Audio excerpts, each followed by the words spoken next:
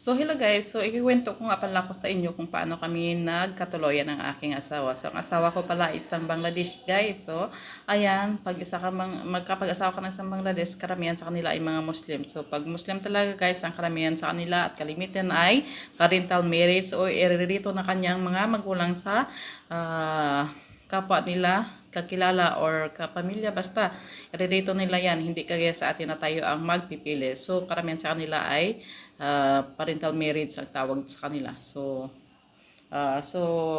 para maging short ang aking story, ayan, magkasama kami ng asawa ko sa isang company. So ayan, medyo matagal na siya dyan bago ako nakapasok sa ano na yan, sa factory na yan.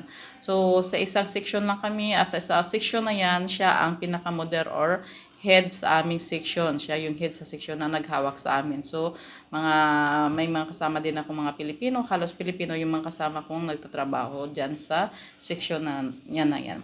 So paano sila manligaw guys? Ayan, tatawag-tawag yan sa'yo. Ayan, text lang yan. Tapos, mga musta, kunwari, mga musta, maya-maya tawag. Ganyan sila manligaw guys ha. So, tapos, bandang huli, magsabi na ng I love you. Ayun. Siyempre, tayo naman Pilipina, pakipot po, no? Hindi naman tayo sa kagaya nila na, oh, sorry, kapag sabing I love you ka rin kagad. Hindi, siyempre pakipot ka. So, medyo nagtagal pa kami ng asawa ko na nanligaw sa akin, medyo tumagal-tagal naman. Kasama niya rin yung mga kapatid niya.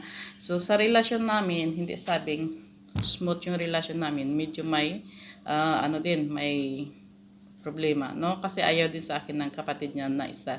Yung pangalawa niyang kapatid, ayaw niya sa akin na yan. So, akala nila kasi yun, mga Pilipina, iba yung pangit yung paningin nila pag nasa abroad kapag dating sa Pilipina.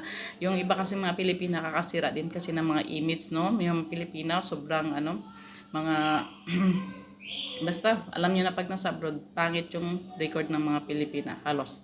Kasi maraming pok-pok paningin ganyan. So, ayan. Yun nga, isa nga. Tapos, syempre, sila ay Muslim. Yan, no?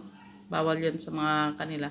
So, pero pinaglaban pa rin ako ng asawa ko dahil nga yun. So, pag mahal ka talaga, ipaglaban ka. So, abangan nyo sa akin next video kung paano ako ipinaglaban ng aking asawa sa kanyang pamilya dahil gusto siyang ipakasal sa kanyang kapwa or kalahi nung umuwi siya. Pero, hindi siya nagpakasal dahil ipinaglaban niya ako. So, abangan nyo ang aking video guys. So, ayun na guys, yun. Yung siyempre magkasama kayo sa trabaho nyo, siyempre, nagkaka-develop hanggang sa uli, syempre, ayun. Medyo matagal kami ng asawa ko bago nagkaroon na kami ng pamilya.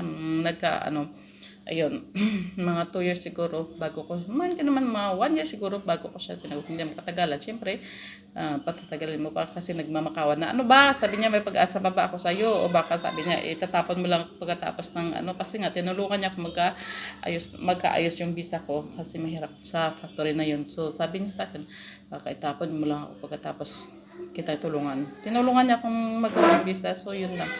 So, nung bandang huli guys, wala pa man akong naramdaman sa kanya. Nung bandang huli na, sabi ko, mabait naman tong tao na to. Parang wala naman akong nakikitang mali. Why not? Wala naman akong Tapos, ayan, single naman ako. Ayun nga.